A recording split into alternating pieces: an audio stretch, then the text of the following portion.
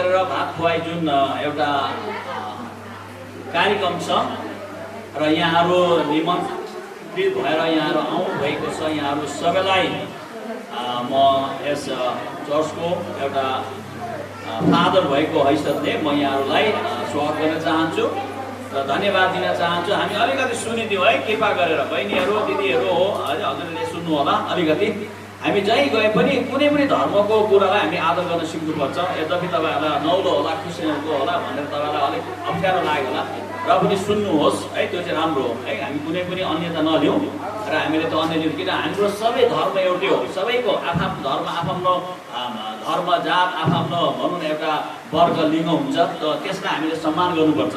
यद्यपि हामी नेपाली इसाईहरू हौँ, अब यहाँ तपाईँहरू कति गैर इसाईहरू हुनुहुन्छ र पनि क्रिस्चियनको चर्चमा आएर हामीलाई के गर्ने भन्ने नहो, र हामी एकदमै ध्यान दिएर सुनौँ एकदमै यो कुरालाई। जे भए पनि तपाईँले दुईवटा शिक्षा सिक्नुहुन्छ, मनमा एउटा शान्ति कुरा। जस्तै हामीले किन भात खुवाई हामी मनाउँछौँ, यसबाट हामी के बाइबलले के भन्छ, अनि यसको बारेमा हामीलाई 2-4 शब्द राखिदिनको लागि हाम्रो पास्टर हुनुहुन्छ, हाम्रो यहाँ रमेश जी हुनुहुन्छ, र उहाँले आएर छोटो वचन हामीलाई उहाँले दिनुहुनेछ। म यो समय उहाँलाई दिन चाहन्छु। हस्, हामी उहाँलाई ताली बजाएर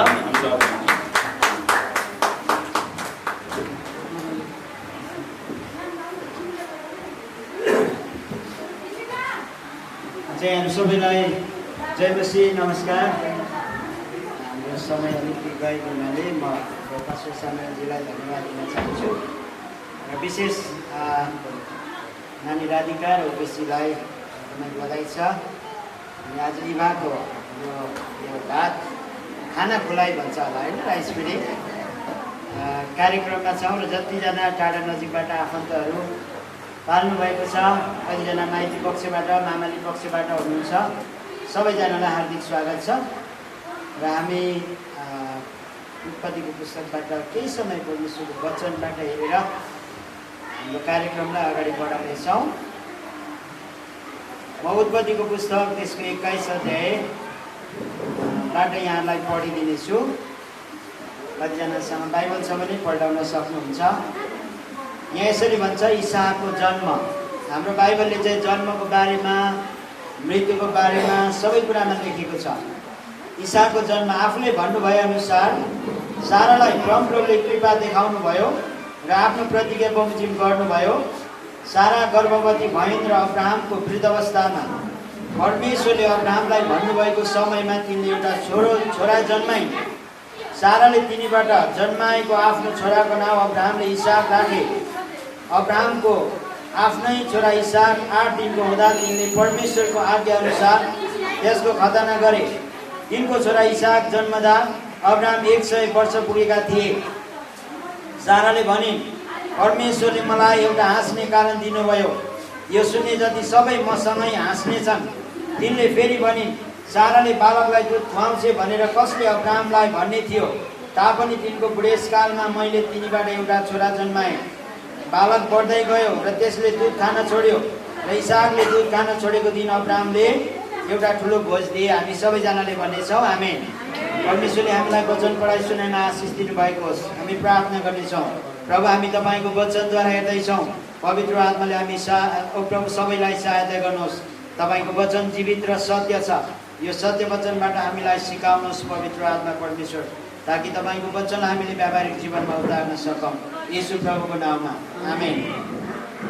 यहाँ परमेश्वरको वचनले के भन्छ भने, अब कतिलाई सायद थाहा नहुन सक्छ, अब्राहम चाहिँ बाइबलका एउटा मुख्य मानिस थिए र उनको चाहिँ 90 वर्षसम्म 59 वर्षसम्म छोराछोरी कोही पनि थिएन। अनि परमेश्वरले चाहिँ उनलाई 75 वर्षको हुँदाखेरि म तँलाई एउटा छोरा दिनेछु भनेर प्रतिज्ञा गर्नुभएको थियो।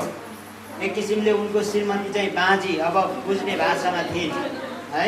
तर परमेश्वरले 59 वर्षको हुँदाखेरि अब्राहम अनि उनको श्रीमती 89 वर्षको हुँदाखेरि एउटा छोरा दिने प्रतिज्ञा गर्नुभयो।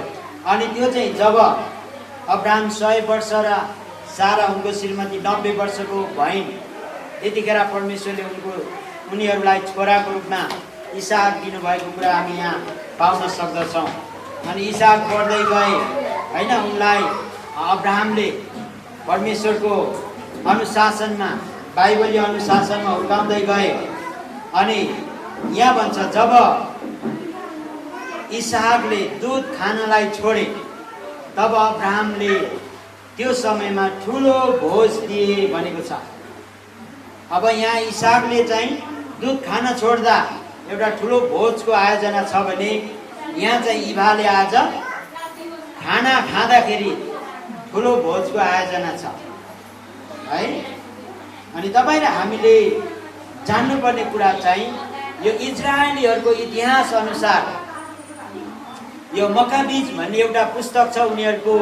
यो चाहिँ ऐतिहासिक र थियोलोजी धर्मशास्त्रको एउटा किताब हो। त्यहाँ चाहिँ के भनेको छ भने age of 3 was considered fully capable of living on solid food rather than his mother's milk. यो भनाइको अर्थ चाहिँ त्यो उनीहरूको ऐतिहासिक र एउटा थियोलोजी किताबमा त्यसको च्याप्टर 7 को 27 मा चाहिँ यो नानी बाबुहरूले दुध छोड्नु चाहिँ दुध खान छोड्नु चाहिँ अब उनीहरू एउटा खाने कुराको निम्ति योग्य भएको छ हैन। अब उनीहरूले दुध भन्दा एउटा आमाको दुध भन्दा अब चाहिँ के त खाने कुरामा उनीहरू सक्षम भएको छ, खानाद्वारा बाँच्ने भएको छ। अब यो पनि प्रोसेस चाहिँ त्यस्तै हो। यद्यपि उनीहरूले 3 वर्षको दौरानमा त्यो गर्थे भने आज हामी कति 6 महिनाको दौरानमा गर्दैछौँ है। अब किन म एकदमै समय हाम्रो धेरै गएको हुनाले म सर्टकटमा भन्नेछु। अब किन हामीले खाना खुवाउनु पर्छ त हैन? हामी किन खाना खान्छौँ हामी सबैलाई थाहा छ। हजुरहरू एकैछिन म धेरै बोल्दिनँ, धेरैमा 20 मिनट मात्रै बोल्छु। त्यसकारणले हजुरहरू 20 मिनटसम्म साइलेन्स भइदिनु भयो भने मलाई पनि ढुक्क हुने थियो, यहाँलाई पनि ढुक्क है। त्यसकारण हामीले खाना किन खान्छौँ हामी सबैलाई थाहा छ। भोक लाग्यो भन्छौँ। किन भोक लाग्छ? हाम्रो शरीरले त्यो शक्ति प्राप्त गर्नको निम्ति हामीलाई खाना चाहिन्छ। कोही पनि खाना नखाई बाँच्छु भन्ने हुनुहुन्छ भने 2-3 दिनसम्म मात्रै हो। त्यस पछाडि अलिकति जुस त खानु पाए हुन्थ्यो भनिन्छ हैन। चिया ब्ल्याक टी हो ग्यास्ट्रिक हुन्छ भनेर अनि भरे खानै पो भनेर लागिन्छ हैन। त्यसकारण सकिँदैन है। अनि अब इभा पनि अब 6 महिनासम्म चाहिँ आमाको दुधबाट मात्रै उनलाई पुग्यो। अब यो अन्न खुवाउनु भनेको चाहिँ उनी अब शारीरिक रूपमा पनि बढ्दैछन् हो, शारीरिक रूपमा पनि उनी हुर्किँदैछन्। अब उनको सबै सिस्टमहरू हैन, मुखदेखि लिएर अब केही महिनापछि दाँत पनि आउँछ हैन। त्यस पछाडि हाम्रो पाचन प्रणाली पनि अब उनको बल्ने हुँदैछ भन्ने यो चाहिँ एउटा के हो? सङ्केत हो हैन। अनि कतिजना एकदमै अब यो छिप्पिसकेपछि पनि चाउलो खान्छ ऊ खान्छ भने यसको कस्तो भन्छ नि हैन। त्यसकारणले अब नानी पनि शारीरिक रूपमा हुर्किँदैछन् भन्ने यो चाहिँ एउटा कुरा। अनि हाम्रो नानी बाबुहरू अर्थात् तपाईँ र म पनि हामी बढ्नै पर्छ हैन। कोही तपाईँ बुवा आमा मेरो नानी चाहिँ मेरो बाबु चाहिँ 5 वर्षको 5 वर्ष होस् भन्ने कोही छ र? छैन। हामी के चाहन्छौँ? उसको एज अनुसार ऊ बढ्नुपर्छ, शारीरिक रूपमा बढ्नुपर्छ, मानसिक रूपमा पनि उनीहरू बढ्नुपर्छ, शारीरिक रूपमा बढ्नुपर्छ। यसको मतलब अब उनले दुध मात्रै खान्थिन् भने अब खाना, त्यस पछाडि अझै अब 1-2 वर्षको भएपछि चाहिँ धेरै चटपटी मनपर्छ, पानीपुरी मनपर्छ होइन। त्यो खानेकुरा बढ्दै जानुपर्छ, उसको स्वाद उसको जिब्रो बढ्दै जानुपर्छ। त्यतिखेर त आमाको त के गाईको दुध पनि खान मान्दैन हैन। अरू बरु चाउचाउ हैन, अरू के आइटमहरू मनपर्छ। किन भन्दाखेरि यो चाहिँ उनको अब शरीर परिपक्व हुँदैछ, उनले अमिलो पिरो पनि सबै पचाउन सक्छन्। अब उनलाई त्यो दुधले मात्रै हुँदैन हैन, दुधले दिनभरि उनलाई टिक्दैन। तर त्यो सँगै सोलिड खानेकुरा एउटा चाहिँ अलिकति बलियो खानेकुराहरू हैन उनलाई चाहिन्छ। त्यसकारण हामी तपाईँ र हामी चाहिँ के त शारीरिक रूपमा बढ्नै पर्छ। अब यो भनेको चाहिँ के भने उनको एज अनुसार अब हामी क्रिस्चियन भएको हुनाले हैन, हामी एउटा चर्च जाने मानिसहरू भएको हुनाले यो उनको शरीर सँगसँगै उनको आत्मिक जीवन पनि बढ्दै जानुपर्छ। यो चाहिँ बाइबलको सत्यता हो, यो चाहिँ बाइबलको रहस्य हो। अब कतिलाई अनौठो लाग्ला हैन, तर हाम्रो बाइबलले चाहिँ यही भन्छ, उनको शरीरसँगै शरीरको वृद्धिसँगै उनको आत्मिक कुराहरू पनि बढ्दै जानुपर्दछ।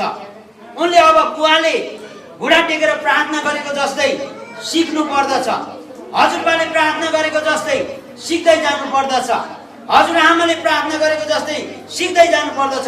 उनको शरीरमा मात्र होइन, हाम्रो बाइबलले चाहिँ भन्दछ आत्मिक रूपमा पनि त्यो मानिस बढ्दै जानु पर्दछ, एउटा आत्मिक सक्षम व्यक्ति हुनु पर्दछ। अर्को कुरा अभिभावकको जिम्मेवारीहरू। अब अभिभावकको जिम्मेवारी चाहिँ विशेष गरिकन शारीरिक रूपमा त हामी खुवाउँछौँ नै हैन, के मनपर्छ है। अब के त उनले खाना खान थालेपछि दाल भात तरकारी मासु आदि इत्यादि फलफुलहरू, कति जुस लस्सी हैन के बनाएर हामी खुवाउँछौँ। त्यसको साथसाथै यहाँ अभिभावकको बाइबलले के जिम्मेवारी थपिदिएको छ भने तपाईँ र हामी चाहिँ अब आत्मिक खानेकुराहरू पनि हाम्रो नानी बाबुहरूलाई हामीले खुवाउनु पर्दछ। यो हाम्रो मानिसको दुई पाटो हुन्छ, एउटा हामी हार्डवेयरले बनिएका हुन्छौँ, अर्को चाहिँ हाम्रो सफ्टवेयर हुन्छ। हार्डवेयर भनेको चाहिँ हाम्रो किडनी हुन्छ, मुटु हुन्छ, कलेजो हुन्छ, आन्द्राभुँडी हुन्छ हैन, भित्रासहरू के हुन्छ है। तपाईँ हामीलाई त कति थाहा नै छैन। अब यो चाहिँ कुरा हामी थपिदिन सक्दैन।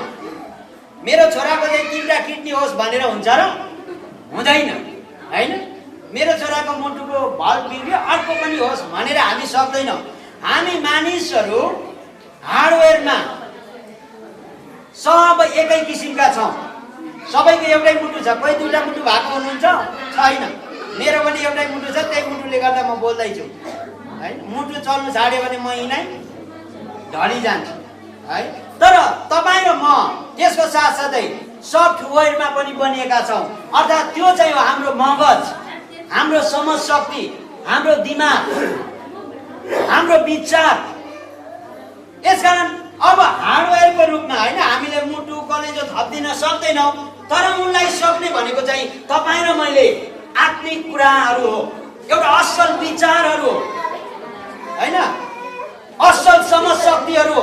त्यसकारण धेरै बुवा आमाले तपाईँ र हामी, मेरो पनि 2टा नानीहरू छ, म पनि सम्झाउने गर्छु, यस्तो नगर्नु उस्तो नगर्नु, मान्छेलाई नठग्नु, अर्काको लिनु हुँदैन, जोड्नु हुँदैन। के हो भन्दाखेरि यो चाहिँ हामीले मुटु थपिदिएको होइन, यो चाहिँ हामीले उनीहरूको विचारमा असल कुराहरू प्रभाव पारिदिएको, यो चाहिँ हामीले उनीहरूको समझ शक्तिमा एउटा असल कुराहरूको छाप लगाइदिएको। यसको साथसाथै अब हाम्रो रूपेशजी र नानी राधिकाको जीवनमा परिवारमा एउटा अर्को अभिभावना थपिएको छ। बाबु इथान त सधैँ छ, अब इभालाई पनि यहाँहरूले के गर्नुपर्दछ त भन्दाखेरि असल विचार, असल ज्ञान, असल समझशक्ति, एउटा बाइबलका असल कुराहरूले उसको समझ शक्तिलाई, दिमागलाई भरिदिनुपर्छ। ताकि हितोपदेशको पुस्तक 22:6ले भन्दछ, तैँले बाबु नानीहरूलाई सानै कुरा हुँदाखेरि बाइबलका कुराहरू सिका, असल कुराहरू सिका, ताकि त्यसले चाहिँ जिन्दगीभर भुल्दैन। प्रियहरू, तपाईँ र हामी आज यहाँ किन छौँ? तपाईँ र हाम्रो बुवा आमाको कारणले हो। सानैदेखि बुवा आमाले हामीलाई गाँजा खा बाबु छोरी भनेको बाददेखि हामी आउने थिएन, तर उहाँले हामीलाई बचाउनु भयो, नराम्रो सङ्गतदेखि बचाउनु भयो, नराम्रो खानेकुरादेखि बचाउनु भयो। अनि आज हामी यहाँ सज्जन व्यक्तिहरू भएर बसेका छौँ हो। यहाँ चाहिँ तपाईँ र हाम्रो बुवा आमाको धेरै ठुलो भूमिका छ, जिम्मेवारी छ। अनि बाइबलले भन्दछ तैँले चाहिँ तेरो छोराछोरीलाई असल कुराहरू सिकाउनु पर्दछ, व्यवस्थाका कुराहरू, बाइबलका कुराहरू सिकाउनु पर्छ, प्रार्थना गर्ने बारेमा सिकाउनु पर्छ, वचन बाँड्ने कुरामा सिकाउनु पर्छ, सङ्गति बस्ने कुरामा सिकाउनु पर्छ, ताकि उनीहरूको चाहिँ आध्यात्मिक जीवन सानैदेखि सुरु होस्। उनीहरू परमेश्वरको स्वरूपमा जन्मिएको हुनाले परमेश्वरकै चरित्रहरू बोकुन् भनेर परमेश्वरले तपाईँ र मलाई सिकाउनु भयो। यहाँ कतिजना तपाईँ र हामी बाउ छोरा हेरेपछि ठ्याक्कै होइन, छोरा हेरेपछि बाउलाई हेर्नु पर्दैन, कति त्यस्तो हुन्छ। आमामामा यो त के हो बाउ जस्तै भन्छ नि। के हो त्यो भनेको? त्यो भनेको चाहिँ बुवाको चरित्र केमा छ? छोरामा छ। यसकारण हामी चाहिँ परमेश्वरको स्वरूपमा बनिएको हुनाले प्रियहरू, हामी चाहिँ एउटा परमेश्वरको छोराछोरी भएको हुनाले अब हाम्रो चरित्र पनि को जस्तै हुनु पर्यो? परमेश्वर जस्तै हुनु पर्यो। अनि त्यो चाहिँ अब यहाँ बुवामा, हजुरबा, हजुरआमा, फुपूहरू र मण्डलीलाई त्यो जिम्मेवारी थपिएको छ। अब मामालीतिरका सबै होइन, तपाईँ हामी सबैलाई, किनभने तपाईँ र हामी हाम्रो पुस्तालाई, हाम्रो नानीहरूलाई असल भएको चाहदछ होइन। यो चाहिँ कुरो हामीले उनीहरूको विचारमा रोपिदिनुपर्छ, उनीहरूको दिमागमा रोपिदिनुपर्छ, उनीहरूको समझ शक्तिमा रोपिदिनुपर्छ। त्यो चाहिँ के त?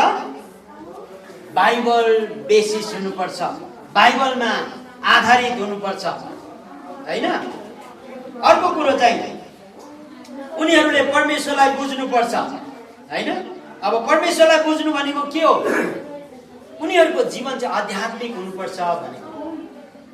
कोही नास्तिक हुन्छ होइन, ए ईश्वर छ र छैन? अब यहाँ हामी कति नास्तिक हुनुहुन्छ होला कि कतिजना गैर इसाई हुनुहुन्छ, कतिजना इसाईहरू हुनुहुन्छ। आफ्नो एउटा आस्था हुन सक्छ होइन। अनि हामी उनीहरूलाई हाम्रो आस्था अनुसार सिकाउँछ। यसकारण हामी इसाई भएको हुनाले अब हामीले चाहिँ नानीहरूलाई, हाम्रो बाबुहरूलाई सिकाउनु पर्ने कुरो चाहिँ के हो? उनीहरूले परमेश्वरलाई बुझ्नुपर्छ। उनीहरूले जब बुझ्दैन नि त्यो कुराको कुनै अर्थ हुँदैन। तपाईँले सानो नानीलाई सुनको औँठी दिनुहोस् त, ए हालिदिन्छ। त्योभन्दा उसलाई के मनपर्छ? चक्लेट मनपर्छ बरु। एउटामा ललिपप, अर्कोमा एक तला सुन। कुन रोज्छस् भन्नु न सानो केटाकेटीलाई। उसले च्याप्पै ललिपप समाउँछ। किन? किनभने उसलाई सुनको केही अर्थै हुँदैन। तपाईँले हामीलाई दियो भने त थोडी ललिपप समाइन्छ, किनभने हामीलाई त्यसको अर्थ थाहा छ, सुनको मूल्य थाहा छ। त्यो सुन आयो त ललिपप त लाखौँ आउँछ नि है। तर त्यो सानो नानीले सुन छान्दैन, उसले ललिपप नै छान्छ। किन? उसलाई त्यही मिठो लाग्छ। यसकारण प्रियहरू, हाम्रो नानीहरूले परमेश्वरलाई किन चिन्नुपर्छ? चिन्नुपर्छ, बुझ्नुपर्छ। यदि उनीहरूले बुझेनन् भने सुनभन्दा ललिपप छाने जस्तै उनीहरू परमेश्वरको मार्गबाट तर्किन सक्छन्, उनीहरू परमेश्वरको मार्गबाट बहकिन सक्छन्, उनीहरू परमेश्वरको मार्गबाट टाढा जान सक्छन्। यसकारणले अब यहाँ उहाँलाई जिम्मेवारी चाहिँ छ परमेश्वरलाई बुझाउन पर्दछ। अब त्यो संगतिबाट हुन्छ कि, अब त्यो वचनबाट हुन्छ कि, प्रार्थनाबाट हुन्छ, कसरी होइन। अब परमेश्वरलाई चिन्नु भनेको चाहिँ परमेश्वरको इच्छालाई बुझ्नु हो होइन। परमेश्वरको इच्छालाई बुझ्नु भनेको चाहिँ उनीहरू विश्वासमा, परमेश्वरको वचनमा र परमेश्वरसँगको व्यक्तिगत सम्बन्धमा हुर्कनु हो, परमेश्वरपट्टि फर्किनु हो है। त्यसकारण यो जिम्मेवारी पनि हाम्रो अब के त भन्दा इबाको बुवा आमालाई, हजुरबा हजुरआमालाई, अब हामी पास्टर भएको हुनाले हामीलाई पनि त्यो जिम्मेवारी छ, ताकि नानीहरू चाहिँ के त उनीहरूको शरीरको साथसाथै आत्मिक रूपमा पनि बढुन् होइन। हामी चाहिँ चाहन्छौँ शरीर मात्रै उनीहरूको वृद्धि होइन, उनीहरू शारीरिक रूपमा मात्रै वृद्धि होइन, तर उनीहरू आत्मिक रूपमा पनि वृद्धि भएको हामी चाहन्छौँ। अब एउटा अन्तिम कुरा भनेर म शेष गर्नेछु। उनीहरूको जीवन चाहिँ शारीरिक र आत्मिकतामा ब्यालेन्स हुनुपर्छ, सन्तुलित हुनुपर्छ।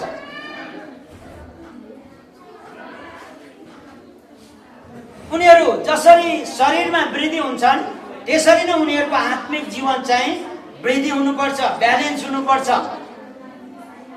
किन भन्दाखेरि शरीर र आत्माको अन्तर सम्बन्ध छ होइन। हामीले आत्मा छुट्टै शरीरलाई छुट्टै राख्न सक्दैनौँ। हामी शरीरमा छौँ, तपाईँ भित्री पनि आत्मा छ। यसकारणले अब यो फिजिकल शारीरिक र आत्मिक जीवन चाहिँ सन्तुलित हुनुपर्छ, नत्र भने शरीर एकतिर, आत्मा अर्कोतिर। आत्माले आध्यात्मिक जीवनमा जाउँ भन्छ, शरीरले मान्दैन। आत्माले प्रार्थना गर्न भन्छ, शरीरले मान्दैन। आत्माले बाइबल पढ्न भन्छ, अर्कोले मान्दैन। आत्माले यो जाँड रक्सी चुरोट बिडी सुर्ती भाङ धतुरो खानु गलत हो भन्छ भन्न त शरीरले मान्दैन। अनि त्यही मान्छेले चाहिँ अर्कोलाई सिकाउँछ, हे बाबु यो नखानु है भने। किन भन्दाखेरि त्यो हाम्रो जीवन र आत्मिक जीवन, शारीरिक जीवन र आत्मिक जीवन सन्तुलित हुँदैन। यसकारणले अब नानी एउटा क्रिस्चियन परिवारको छोरी भएको हुनाले उसको जीवन चाहिँ के त भन्दाखेरि आत्मिक र शारीरिक रूपमा सन्तुलित हुँदै बढ्नु पर्दछ है। अनि अर्को कुरो चाहिँ म अन्तिम भन्छु, तपाईँ र हामीलाई परमेश्वरले एउटा क्षमतावान बुवा आमा हुनलाई बोलाउनु भएको छ। धेरैचोटि तपाईँ र हामी भन्छौँ, कतिको बानी पनि होला कि तँलाई मैले हगेको मुतेको भन्छ छोराछोरीलाई। तर बाइबलले कहिले पनि त्यसो भन्दैन प्रियहरू। तर बाइबलले चाहिँ तपाईँ र मलाई दिएको के कुरो हो भने तिमीहरू क्षमतावान बुवा आमा हो भनेर दिएको। अब कतिलाई अलिकति बढी नै भयो भने सरी होइन, तर बाइबलले चाहिँ त्यो भन्छ है। यसकारणले हामी छोराछोरीलाई त्यो प्रकारले हकार्छौँ भने आजदेखि बन्द गर्छौँ हामी सबैले। किन? तपाईँले हगेको मुतेको कोही पनि होइन हाम्रो नानीहरू, तर बाइबलले भन्छ उनीहरू परमेश्वरले तपाईँ र मलाई दिएको उपहार हो। यसकारण त्यो उपहारलाई अब यहाँले के त भन्दाखेरि एउटा क्षमतावान बुवा आमा भएर समाजमा मण्डलीमा प्रदर्शित हुनुपर्दछ। यसकारण आज हाम्रो यो ह्याप्पी राइस फिडिङ यो चाहिँ अब नानी हुर्किएको, अब नानी शरीरमा पनि परिपक्व भएको चिन्ह। त्यसै गरिकन अब उनी आत्मिक रूपमा पनि हुर्कनु पर्दछ। परमेश्वरले हामी सबैलाई सहायता गर्नुभएको होस्। आउनुहोस् हामी प्रार्थना गर्नेछौँ, त्यस पछाडि म वचनलाई शेष गर्नेछु। प्रभु हामी तपाईँलाई धन्यवाद दिँदछौँ, हामी प्रार्थना गर्दछौँ प्रभु, तपाईँको वचनले हामीलाई भन्दछ कि हामी चाहिँ शरीरमा पनि आत्मिक रूपमा पनि एउटा सन्तुलित भएर हुर्कनु पर्दछ। आज यी भएको प्रभु 6 महिना पुगेको अवसरमा यो प्रभु अनि राइस फिडिङ छ, खाना खुलाइ छ। यसको मतलब अब नानी चाहिँ ग्रेजुअली रूपमा परिपक्व हुँदैछ, बढ्दैछ, उनका अङ्गहरू बढ्दैछ, उनको शरीर बढ्दैछ। यसरी नै बढ्दै जान पवित्र आत्माले सहायता गर्नुहोस्। त्यसको साथसाथै प्रभु उनको आत्मिक जीवन पनि, उनको आध्यात्मिक जीवन पनि बुवा आमाको एउटा प्रभु नजरमा, बुवा आमाको अधीनमा रहेर, हजुरबा हजुरआमाको अधीनमा रहेर, परिवारको अधीनमा रहेर, मण्डलीको अधीनमा रहेर बढ्नु पर्दछ, हुर्कनु पर्दछ। तपाईँको असल छोरी, तपाईँको सेविका बन्नु पर्दछ। धन्यवाद यो हामीलाई अवसर दिनुभएको लागि। बाँकी समय तपाईँको हातमा सुमिँदै प्रभु आज तपाईँले दिनुभएको यो आशिष, यो समयको लागि धन्यवाद भन्दै प्रार्थना चाहन्छौँ येशू प्रभुको नाममा। आमेन। हुन्छ, सबैलाई नमस्कार, जय मसीह।